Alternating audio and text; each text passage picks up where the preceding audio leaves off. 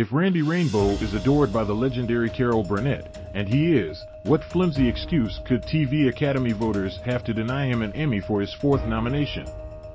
Rainbow, who has raised musical parody to a political satire art form, is again David facing Goliath. His competition in the short-form series category includes shows from James Corden, Stephen Colbert and Seth Meyers. On top of his Emmy hoopla, Rainbow is on the road with his national The Pink Glasses tour, named for a favorite accessory, and a song he co-wrote with composer Alan Menken. He's due in Kansas City on September 9th. Corden's Carpool Karaoke, the series has nabbed the Emmy the past 3 years. Does Rainbow see the British actor-comedian as his chief nemesis? Nemesis is a strong word, Rainbow replied, waiting a perfectly timed beat. Enemy, he said, tongue-in-cheek. No, I'm a big James Corden fan, so it's been an honor to share the category with him. They could throw it to the little guy every once in a while. It's true that the self-described little guy doesn't have a network or its resources to draw on. He's a genius, Burnett said of Rainbow. His lyrics are right up there with Stephen Sondheim. In fact, Steve said he's one of the best lyricists around today. I mean, that's a quote from Sondheim, and that's from the master himself. The late Sondheim said just that.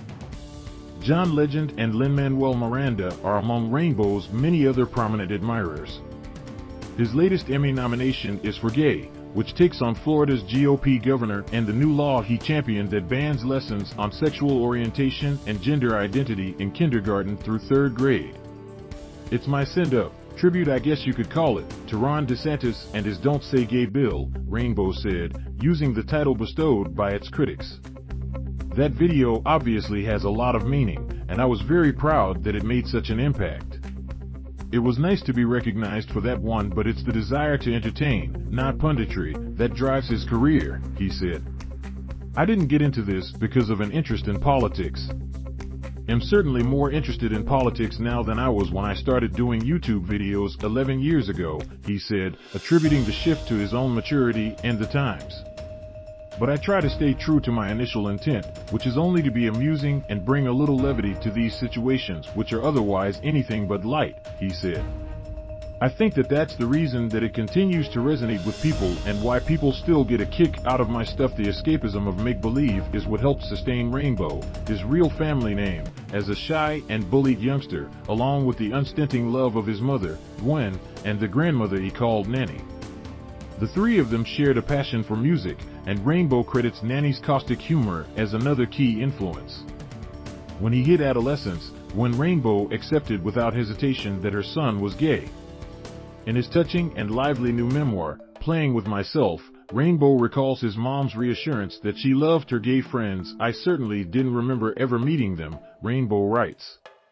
I mean, I'm gay 5 minutes and suddenly my mother's Liza Minnelli at Studio 54?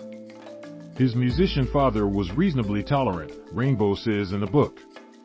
But Gerry Rainbow dismissed young Randy's early artistic efforts, telling him he'd never earn a living wearing wigs and making silly videos. So much for predictions, with Rainbow's YouTube success just the start. He's touring to promote his latest album, A Little Brains, A Little Talent, includes duets with Bernadette Peters and Patti LuPone, Broadway stars he'd long admired from afar. His Emmy category was set to be announced September 3rd as part of the Creative Arts Emmy ceremony that precedes the September 12 main awards show. Rainbow still runs a lean video operation.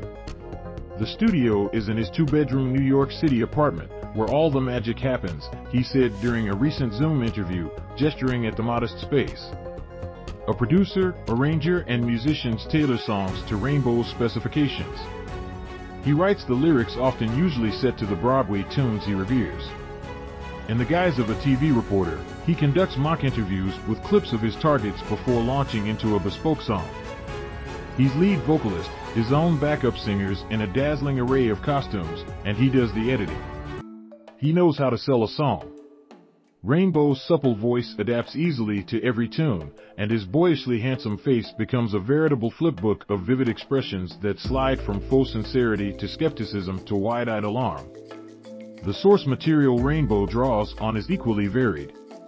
Girl, You're a Karen, which mocks Republican Reps Marjorie Taylor Greene and Lauren Boebert, is set to the tune of Dentist, sung by Steve Martin in the 1986 film Little Shop of Horrors. Gay is set to Shy, a song Burnett performed when she made her Tony-nominated Broadway debut in the 1959 musical Once Upon a Mattress in his first viral political video. Rainbow inserted himself as moderator of the 2016 Donald Trump-Hillary Clinton presidential debate and did a Mary Poppins riff on Trump's use of the impromptu word braggadocious. He's super callous, fragile, egocentric braggadocious.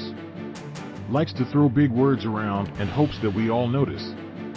If he keeps repeating them, they might just make him POTUS, belted out Rainbow.